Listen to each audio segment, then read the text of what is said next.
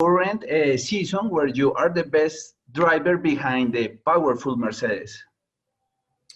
Yeah, I think you always have to look at your own performance, I think, and it was again, I think, a bit better than last year. So of course, I'm very pleased about that. Of course, you try to improve in every area. I don't think I made massive gains or whatever, but I think consistency is very important in Formula One, and I think that went very well this year. You're an amazing driver, and you are started in running in F1 very young. And what are the case factors of your success? How has been your improvement in the category? Well, I think from as a start, growing up with my dad was a big help. He knew exactly the good and the bad side also in Formula One, and he knew what it took to get there. So from a very young age, having a coach basically like that preparing me for F1 was very, very helpful. And for sure, without him, I wouldn't be in the position I am today. And yeah, also the lessons I learned also makes you a better driver throughout the years in Formula One. Max, you know that as Colombian, we are big fans of Juan Pablo Montoya too.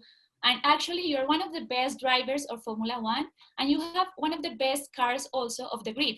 But it's not enough to be ahead the Mercedes cars.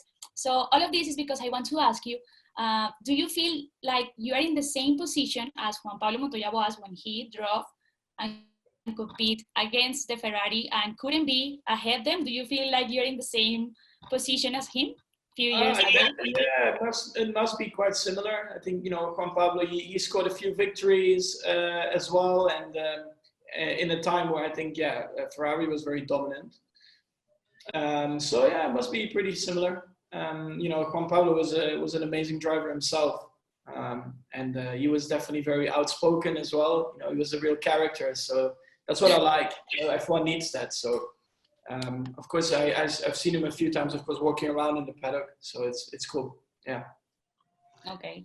Max, do you believe that if everyone has the same car, Hamilton won't win so easy the championship? Well, yeah, for sure. It won't be as easy as it is now. That's for sure, because there are a lot of good drivers in Formula One who would make it more difficult for him. Yeah, but that's Formula One. You will never have this. You will never have the same cars, unfortunately. How do you analyze the secure system after the Romain Grosjean accident? Yeah, I mean, I think the cars, in terms of safety, they have improved a lot over the years already.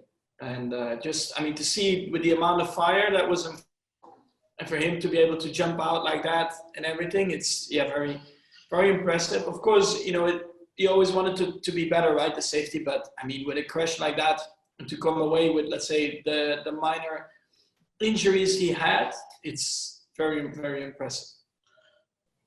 Let's talk about the security in the cars. We know that in the past you said that you didn't see the need to install the halo in the cars, but after the terrible crash that Grosjean had the last week, what is your opinion about the halo now?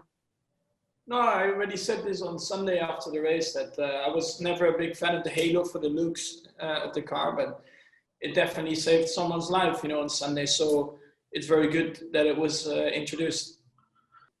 The next year will be Fernando Alonso and Mick Schumacher. It's more exciting this season because Fernando and Mick are the best drivers around the world or the category. Well, I mean, Fernando has shown that he is definitely one of the best drivers ever in Formula One, so to come back again, I mean, he's a very nice guy, so I'm excited to see what he can do. And with Mick, I mean, of course, having the name, with his dad, having, winning 7 titles, I'm just curious, he's a very, very nice guy as well. And I think he has shown that he's a very fast driver, and now he can show it in F1. So it will be quite interesting to follow his progress.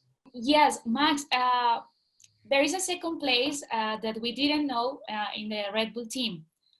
Do you know something about your teammate? No, I mean, I'm not involved with that. It's up to the team to decide who they want. And I'm sure they will think about it a bit longer, and hopefully soon they will make a decision, because it's nicer for everyone at the end of the day to know. Currently, you are a lead of the new younger generations. Do you believe that is near the age of Max Verstappen victories? Well, I mean, I think it's quite normal to have younger drivers joining into Formula One. There are a lot of good drivers, so it's all going to depend on who will have the right car in the future, who's going to be, let's say, also the most successful one. But it's just nice to see people you grew up with in racing, that they all come through and get to Formula One as well. Max, we are at the end of the season. What was your best race and your worst race of 2020? I think best one. Luckily, I had a few nice races, but I think the win will always stand out. In Silverstone, were very nice and very unexpected. So I definitely enjoyed that one. And unfortunately, the worst one I think was in Turkey. Everything basically went wrong. What could have gone wrong? So it was not very enjoyable. But that's life, and it can happen in racing.